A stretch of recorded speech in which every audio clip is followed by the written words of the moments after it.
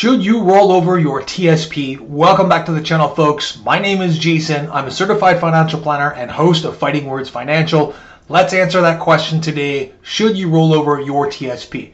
I don't think I've ever mentioned on this channel, but I'm very familiar with military and government benefits in my professional practice. I've been in the game long enough to recognize a few things that I'd like to share with you about the TSP that you should probably know before considering rolling over your TSP to any other type of account.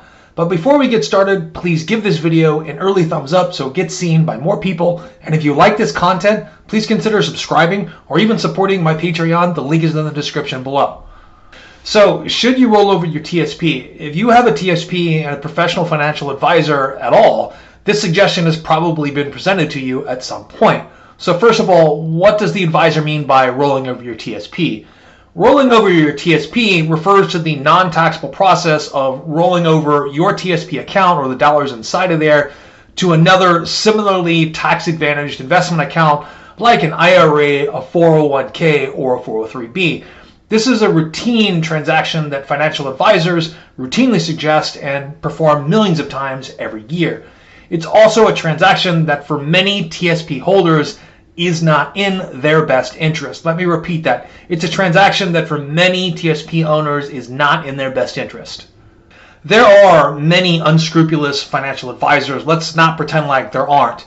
They're going to profit handsomely if they can convince you to roll over your money from the TSP into any sort of account that they manage. But they don't even have to be consciously unscrupulous to recommend something that probably will run counter to your best interests. It's simply how they're trained by the large corporations they work for. If you Google whether or not you should roll over your TSP into an IRA, you'll find plenty of articles written by some very sincere sounding folks who try to raise concerns about your TSP. In this video, I want to address some of these scare tactics, and let's face it, folks, that's really all they are, is scare tactics, and a lot of advisors use them. Advisors are continuously trained to use these tactics by the corporations they work for, and most of them probably don't ever question why they are trained the way they are. And look, I'm trying not to make a judgment on these folks. I realize that a lot of people don't ever question the ethics of how they make a paycheck. They just take the paycheck home.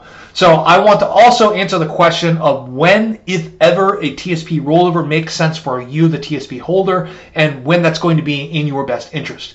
But before we get to those two issues, let's first address the fiduciary rule in regards to financial advisors, and at least one of the ways that fiduciaries are kind of hiding behind that rule in order to pitch a TSP rollover to you. There are two types of advisors, fiduciaries and non-fiduciaries. Fiduciary advisors are typically fee-only advisors, and they have to follow something called the fiduciary standard, which requires them to put the interests of their clients ahead of their own. While this seems perfectly natural and perfectly obvious, that actually isn't the way that most financial advisors in the business do business. There are other ways to operate and conduct yourself as a financial advisor. A fiduciary advisor typically does his fiduciary duty in one way by not accepting commissions on investment products that they sell. But of course, nobody works for free, and we shouldn't expect them to. Instead of commissions, fee-only advisors charge a fee directly to you, the client. They're not paid by any company to sell you an investment product. They typically charge a fee of 1% or more of the balance of accounts that they manage. In a lot of ways, this is an ethically better manner in which to do business. It doesn't mean, of course, that fiduciary advisors are free from any conflicts of interest. Just imagine this.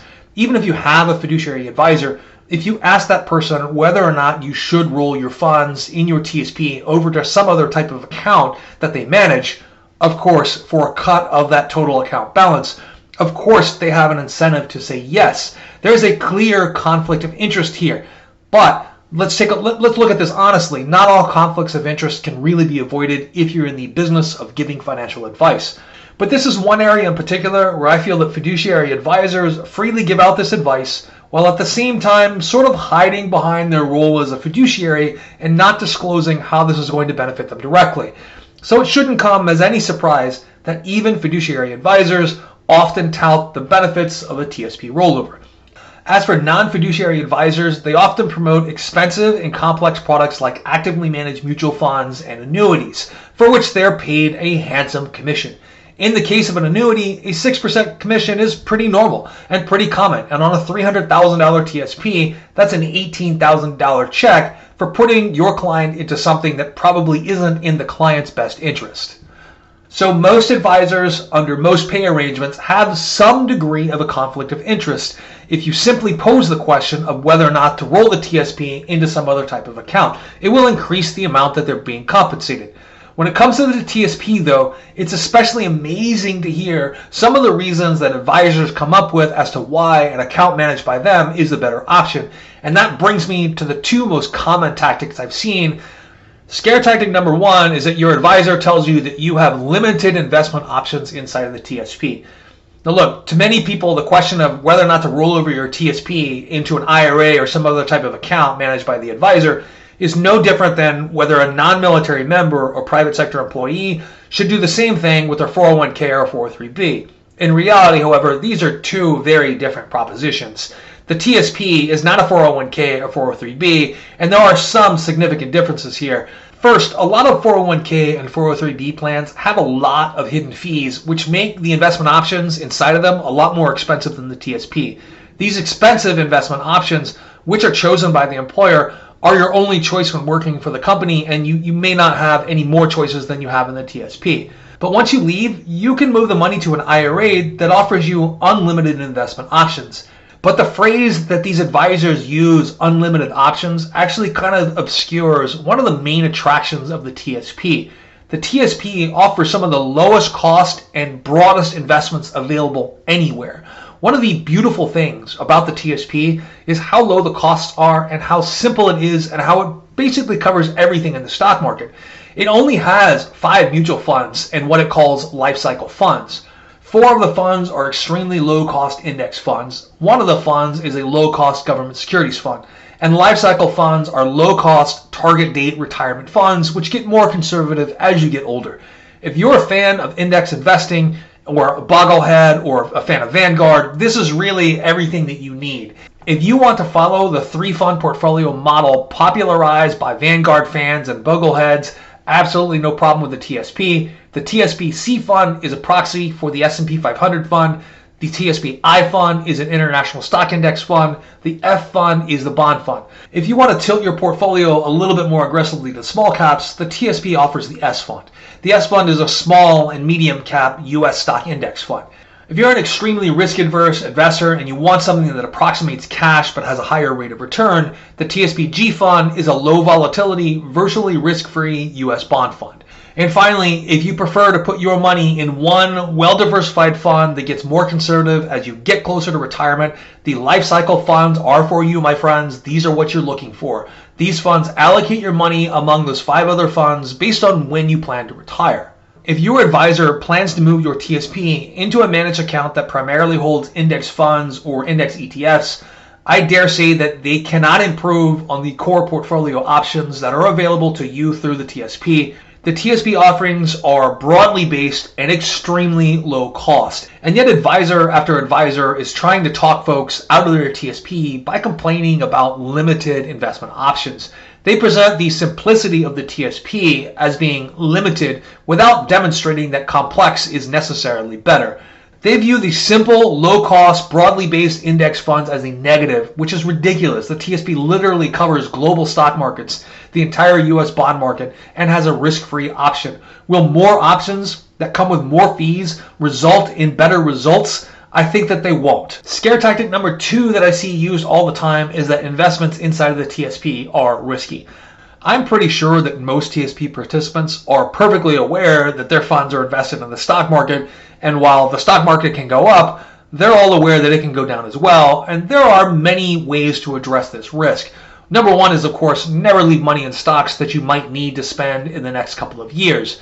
You can adjust your asset allocation accordingly if you're uncomfortable with the risk that you're taking, all inside of the TSP. You can reduce your exposure to stocks based on your individual tolerance and maybe pick up some more of that TSP G fund or that TSP F fund. And yet many advisors are pushing people into complex and expensive annuities with long time commitments based on the promise of a guaranteed return and the reduction of risk. I can assure you that in the vast majority of cases, that's going to be a bad return. After your contract is up, the contract fees are taken out and the commissions are taken out. Look, there's a time and a place for an annuity for some folks' portfolios, but that pathway to an appropriate annuity is actually pretty narrow. Most annuities sold to most people for most reasons are mostly done for the wrong reasons. Commission advisors push expensive annuities on folks because they pay higher commissions than other types of investment products. If you're considering an annuity for some or all of your annuity balance, and like I said, there is a pathway for that to be legit. If you want a lifetime stream of income or something like that, please do one thing before you make the decision to take the funds out of your TSP. Consider the annuity that's offered through the TSP. Oh, your advisor didn't tell you that the TSP comes with an annuity option that's built in, that's low cost, and has great features? What a surprise. Compare what the TSP offers to outside annuity vendors, and you'll find that the TSP annuity features are pretty hard to beat. So back to the question of whether or not you should roll over your TSP, there are more reasons not to roll over your TSP than reasons to roll it over. But let's talk about why you might decide to roll over your TSP. In some cases, you want professional advice and you're just willing to pay for it. Maybe you were fine managing the investments when you were younger and in your working years, but as you get closer to retirement, you're concerned about managing withdrawals, possibly making investing mistakes, and maybe you just simply don't want to do it and you want to enjoy your retirement. There are two good options. The first option, but really the one I think is second best, is to seek out an investment advisor that charges a percentage of assets under management, or what's called an AUM fee. You should be looking for fees that are under 1%, and depending on how large your balances are, you might be able to find professional investment management along with estate and financial planning and family office services for as little as 0.5% or even less.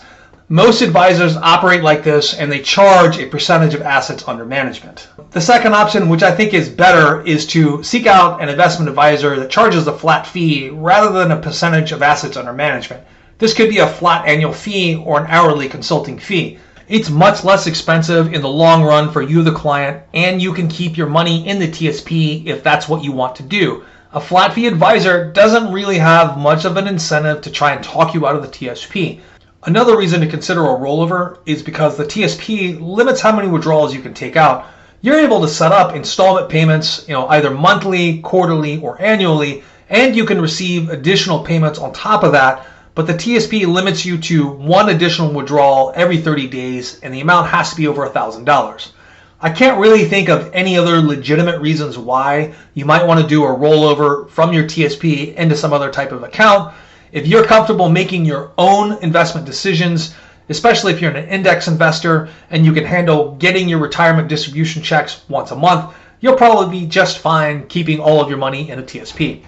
In fact, I think it's probably in the best interest of most investors and most retirees to keep their funds in the TSP. It really is one of the most complete, low-cost, and finest self-directed employer plans available in the United States. Once again, folks, these are just my thoughts. This is not instruction to buy, sell, or hold any security. I look forward to hearing from you in the comments below, and I'll see you next time.